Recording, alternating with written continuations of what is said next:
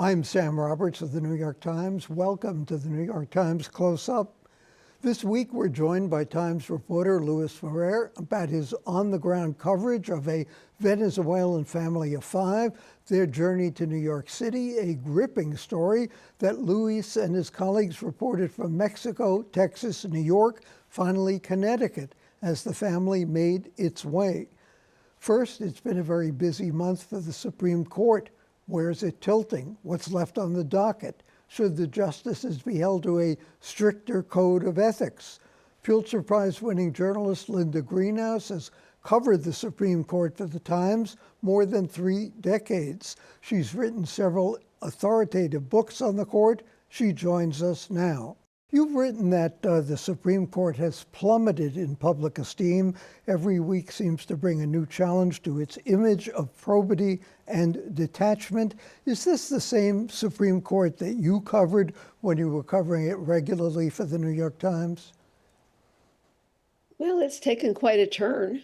I was just thinking the other day, when I started covering the court in the late 1970s, early 1980s, the court had a docket full of building out the structure of federal regulation, the Clean Water Act, the Clean Air Act, ERISA, labor protection, all kinds of environmental protection.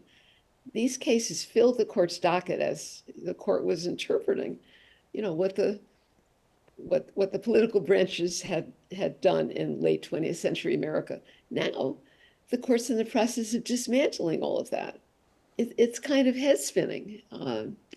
It's a strange feeling to watch, to have sort of been in at the takeoff and now in at a very different kind of landing. So it's a different court. How do you explain that to the layman? Does the court and the opinions of the justices, who obviously bring their own interpretation, if not bias, their interpretation of the law, do they reflect public opinion and changing public opinion? Obviously, their opinion on slavery changed from the 19th century to the 20th.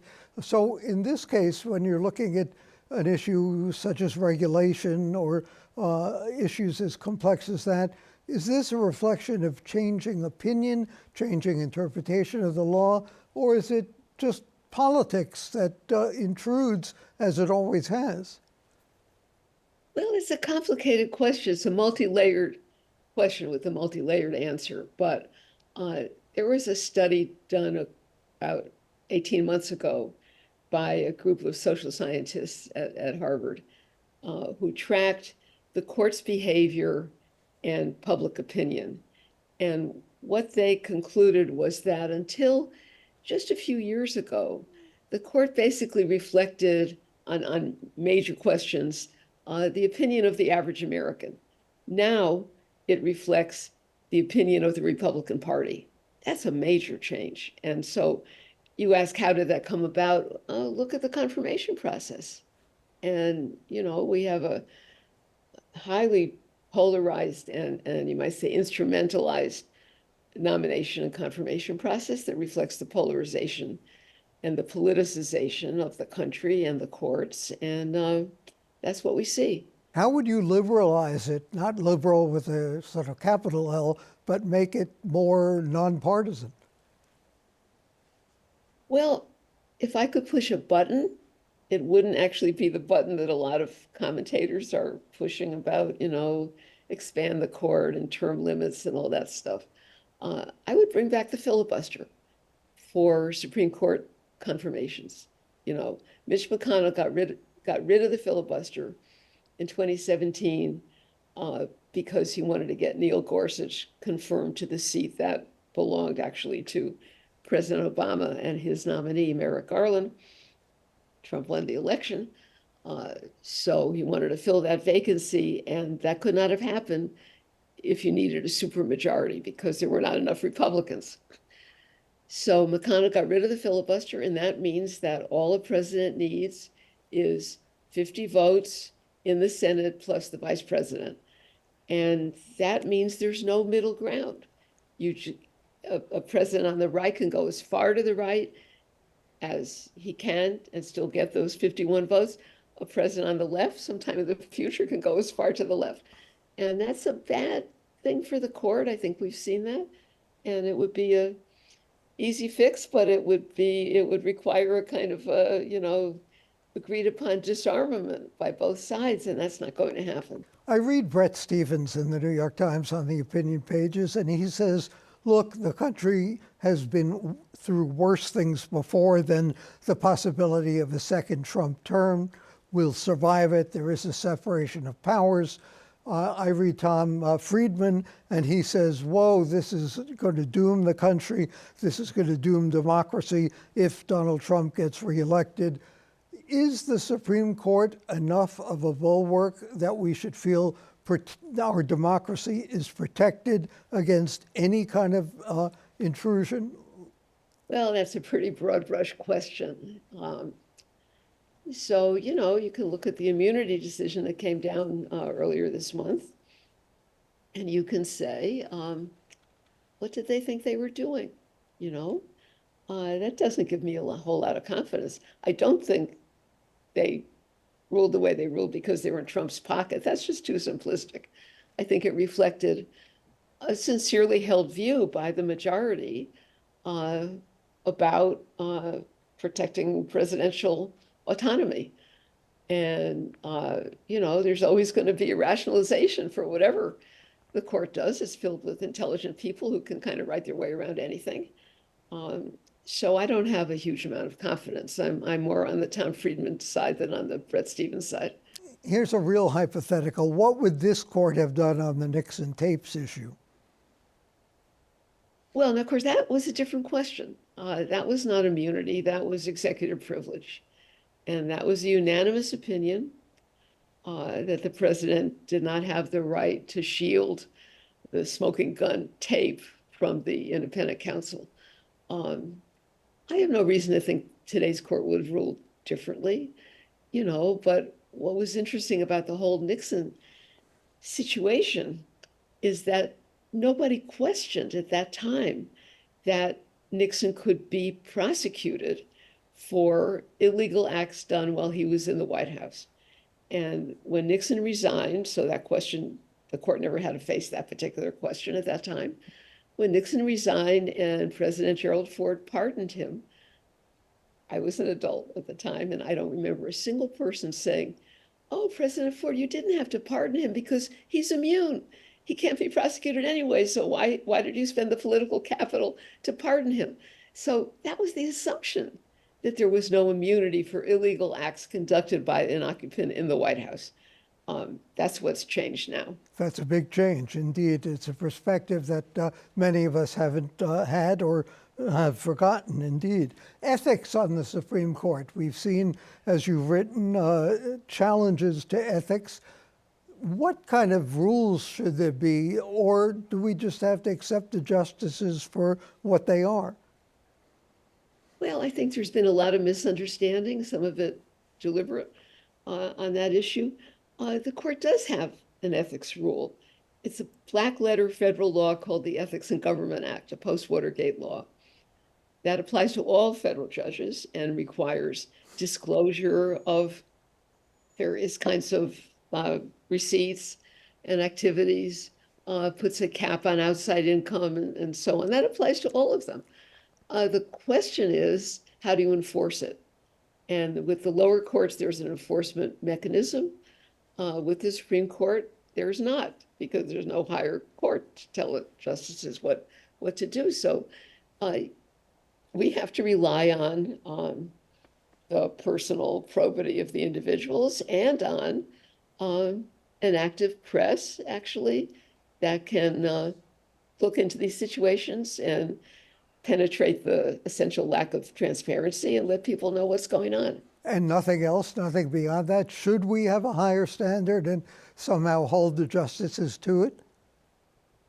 Well, I'm just not sure how that would work. So, a lot of people talk about that, but I haven't actually seen anything that would address the issue. And, it hasn't come up all that often. Most of the federal judges, there are about 1,000 in the country follow the rules they're supposed to follow. And for those who don't, hopefully they'll be called to some kind of account, at least in public opinion, and will clean up their act going forward. Linda, you wrote recently, this is a complicated question about a decision by the court not to decide. Why was that decision so important? So just to remind people, this was the case from Idaho, which is a clash between Idaho's basically complete abortion ban and a federal law that goes by the nickname of EMTALA that requires hospitals to provide necessary medical care for anybody who comes in a medical emergency.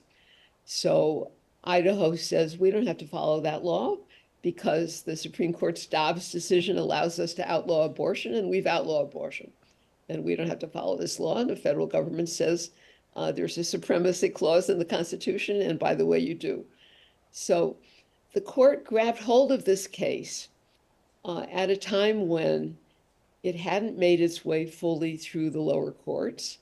And in fact, the Idaho abortion ban was not then in effect because the lower court had issued an injunction against that law to put the law on hold while it was going forward to decide who wins this clash between the state and the federal government.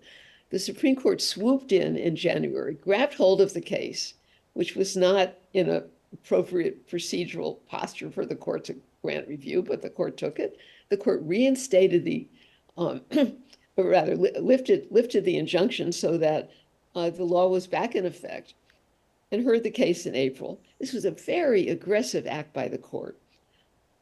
What we heard at the very end of June is that the court decided they couldn't decide it. Why did they decide they couldn't decide it?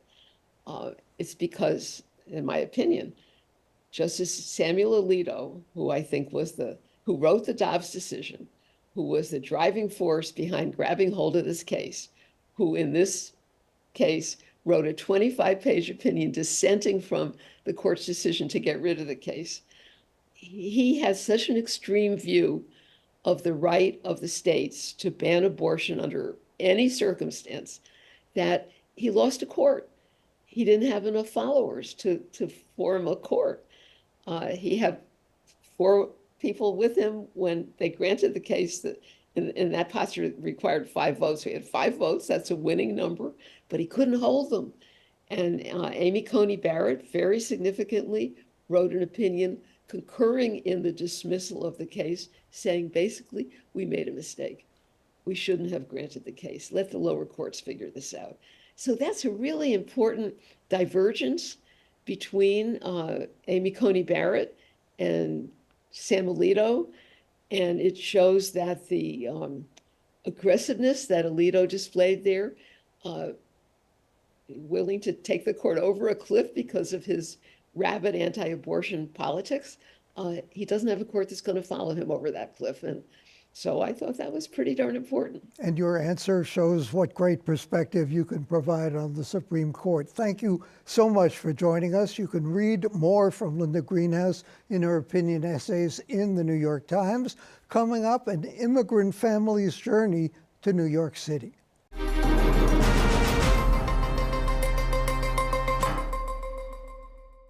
Immigration, it's a subject very much on everyone's minds. So often what we see, hear, and read these days gets filtered through some very motivated politicians.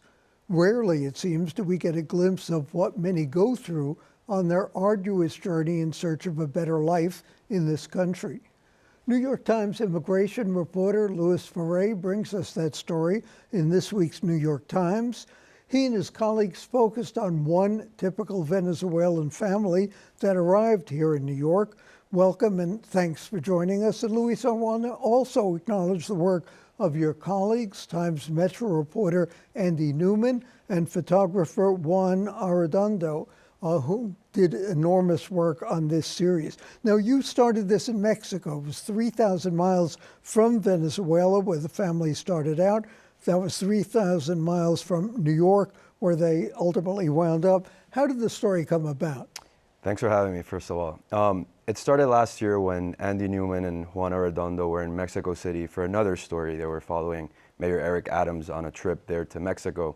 And they happened to meet this family of 5, 2 parents, 3 kids, and their dog, Donna. They're from Venezuela. They were sleeping in a tent outside a bus terminal in Mexico City.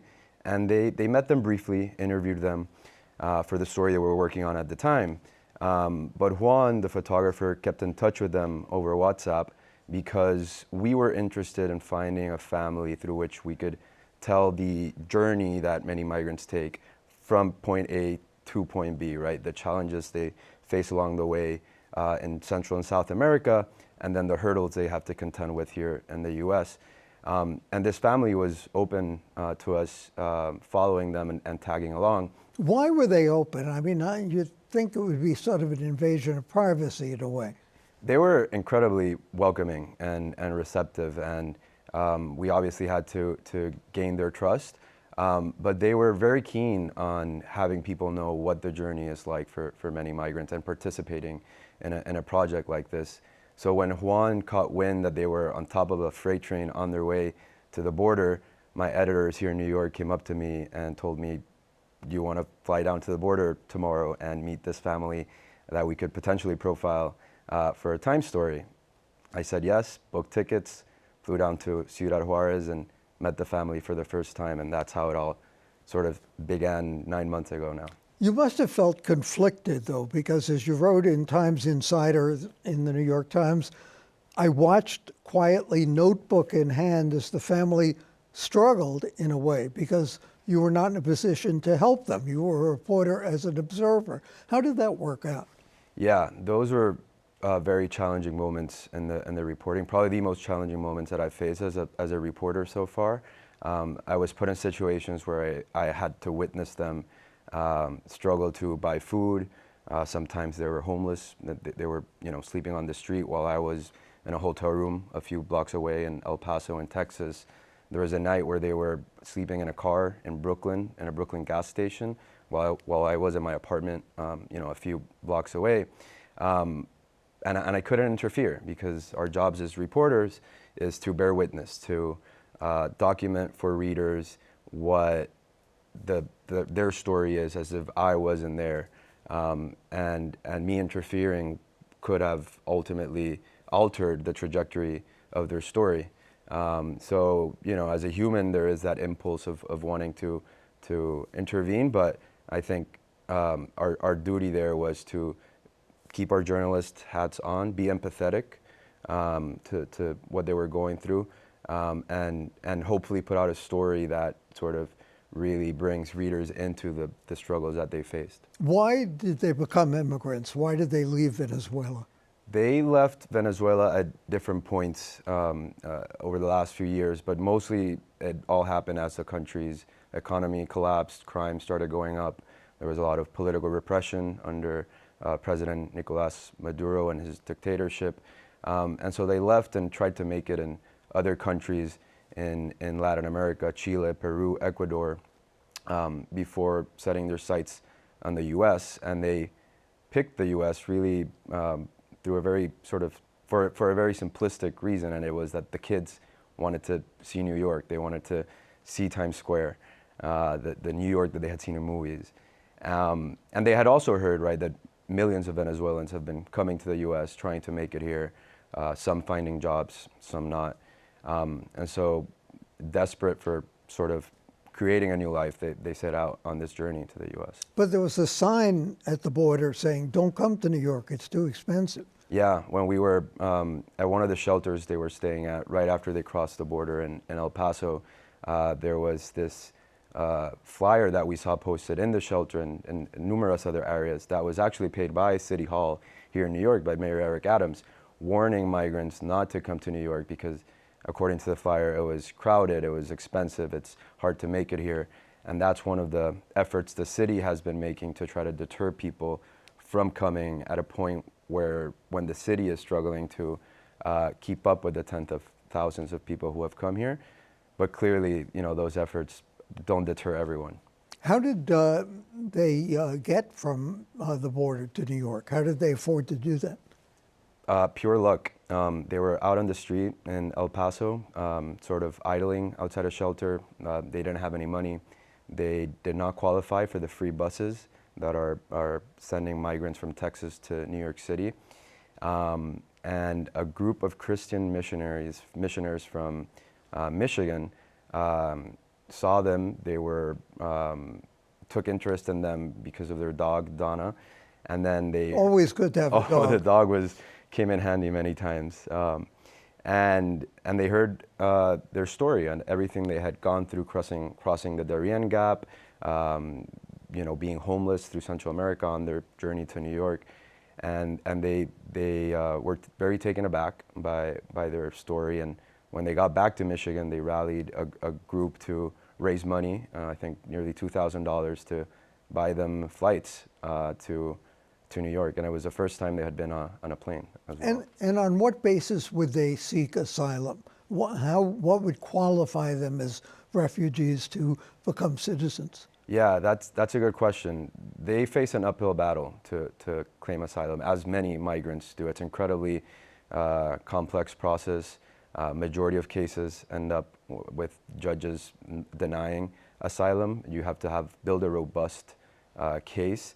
And in many ways, they were fleeing, economic hardship, and so it'll stand to see if that's a good enough reason. But in the coming months, they're supposed to file an asylum application. If they're lucky, they'll get a lawyer who will help them claim asylum.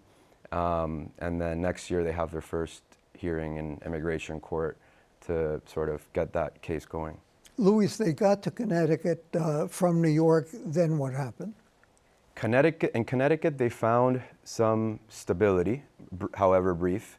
Again, through some good fortune, they met a social worker that helped place them into a 2-bedroom home that Connecticut, this town in Connecticut, has for families who are homeless. It's sort of an emergency shelter where you can stay on a month-to-month basis as you're finding work, trying to get on your own 2 feet. And Henry, the sort of patriarch figure of the family, had found a job. The kids were enrolled in school. Everything was sort of looking up. They had found some brief stability, but their parents' relationship was fraying a bit, and there was all of that can certainly tax any relationship. Absolutely. And they had a fight one night in Connecticut in which the mother, in the heat of the moment, attacked the father. He was not hurt. The police got involved, but there was a restraining order. The family was separated. They lost the house. They lost their jobs. And they were sort of in turmoil after having sort of achieved a few months of stability. And the parents reconciled, got back together, and they drove down back to Texas, where they are now, because it's where the father's ex, and this is a messy, complicated backstory, the father's ex-partner lives, and she's sort of taking them in, and they're sort of figuring it out over there now. So very quickly, is it going to have a happy ending? To be continued. We don't know. They don't know. I think it's one of those stories that just underscores how messy life can be for anyone, and how complicated it is for migrants coming to the U.S. to sort of make it here. Thanks to Luis Ferré, the New York Times. You can read his coverage in the New York Times at nytimes.com, and of course in the print edition. Coming up next, my thoughts on parking in New York.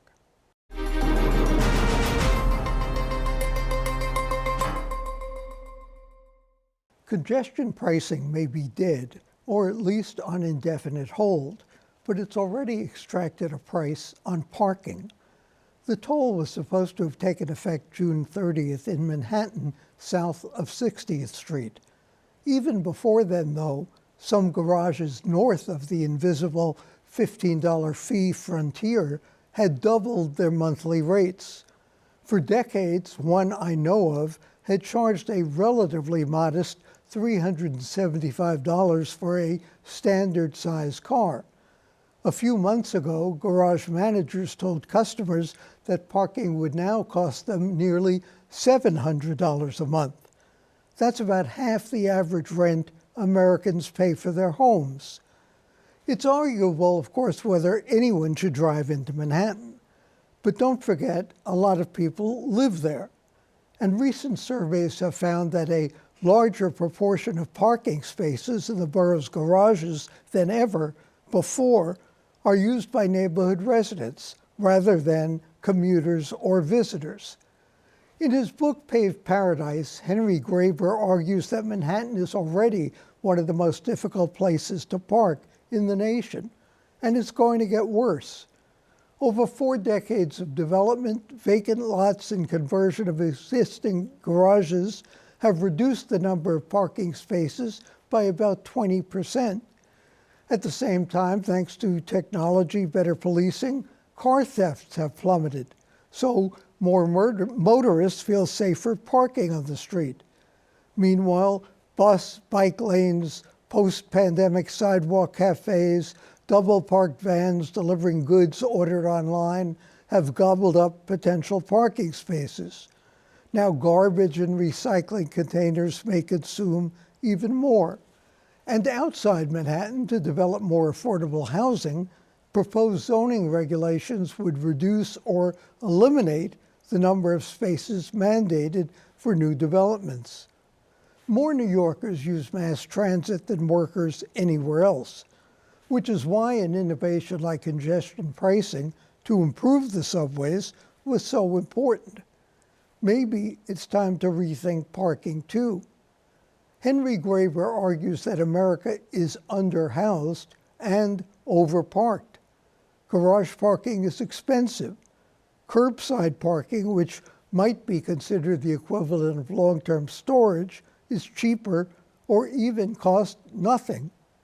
Quote, "There is some of the most expensive land in the world," Graeber writes, "and you could have it for free, provided you use it for just one thing, parking." For the New York Times and CUNY TV, I'm Sam Roberts.